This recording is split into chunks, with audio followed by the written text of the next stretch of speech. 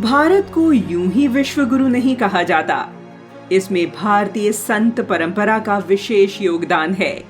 यहाँ एक और ईसाई मिशनरी और मुस्लिम मौलाना धर्म प्रचार के नाम पर मतांतरण, शिक्षा के नाम पर शोषण और सेवा के नाम पर संस्कृति का विनाश किया। साथ ही प्रलोभन, डरा धमकाकर अनेक प्रकार से मतांतरण का कुचक्र चलाने का कार्य किया। इन्होंने भारत और उससे पहले यूरोप, उत्तरी अफ्रीका के समृद्ध सांस्कृतिक विविधता का विनाश किया, जिनमें यूनानी, मिस्री, केल्टिक, गोथिक, वाइकिंग और रोमा सहित सैकड़ों सभ्यताएं हैं। इन सभी लोगों को क्रूरतम तरीके से खत्म करने का काम कर रहे थे, जो कि उनकी परंपरा है। जब मतांतरण और राज्य साम्राज्य स्थापना के उद्देश्य से जड़ें जमा चुके मुस्लिम आक्रांता भारतीय समाज को संस्कृतिच्युत और अस्मिताहीन करने पर आमादा था, तब जहां एक ओर भारतीय वीर मां भारती के लिए लड़ रहे थे, तो दूसरी ओर संत कवियों ने भी पूरी शक्ति से इस आंधी का सामना किया तथा भारतीय आस्था को डिगने नहीं दिया और भारतीय संत जनमानस को उसकी मूल धार्मिकता, आध्यात्मिकता एवं सांस्कृतिकता से जोड़ने के साथ ही आडंबरों, असामाजिक उच्छृंखलताओं, छुआछूत, अंधविश्वास, मतांतरण के खिलाफ भी लोगों को जागरूक करने का भी प्रमुख कार्य किया।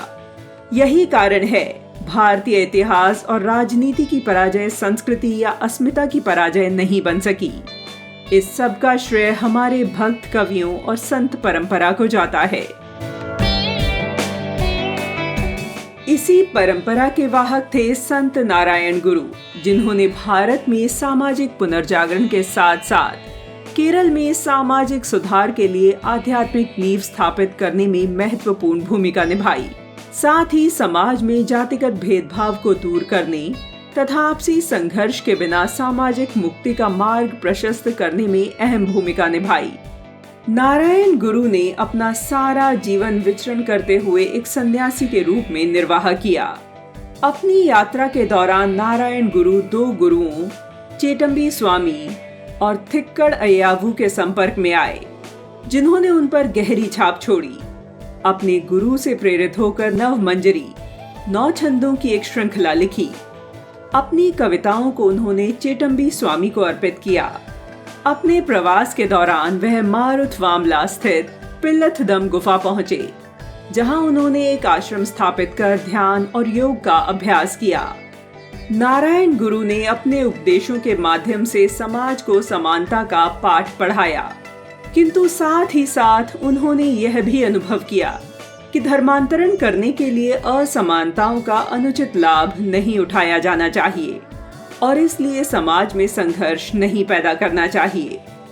इसके लिए उन्होंने वर्ष 1923 में बहस करने और जीतने के लिए नहीं, बल्कि जानने के लिए और ज्ञात करने के लिए के नारे के साथ एक अखिल क्षेत्र सम्मेलन का आयोजन किया, जो भारत में इस तरह का पहला आयोजन था, जो कि यह मतांतरण का मुकाबला करने का प्रयास था। इसके साथ ही श्री नारायण गुरु ने अपने जीवन काल में कई सामाजिक कार्य किए, जिसमें जातिगत भेदभाव का विरोध, शराबबंदी, पशु बलि बंदी है। इसके साथ ही उन्होंने त्रिशूर, कन्नूर, अंचुथेंगू, थालासेरी, कोझिकोड और मैंगलोर जैसे अन्य स्थानों में कई मंदिरों का निर्माण करवाया।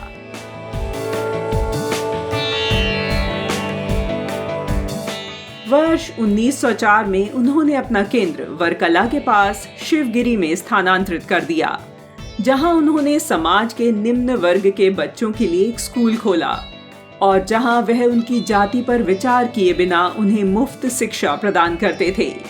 वर्ष 1922 में नोबेल पुरस्कार विजेता रविंद्रनाथ टैगोर ने नारायण गुरुजी से मुलाकात करने के बाद कहा था कि मैंने विश्व के विभिन्न हिस्सों का दौरा किया है, किंतु मैं कभी भी ऐसे व्यक्ति से नहीं मिला हूं जो आध्यात्मिक रूप से श्री नारायण गुरु के कद से बड़ा हो।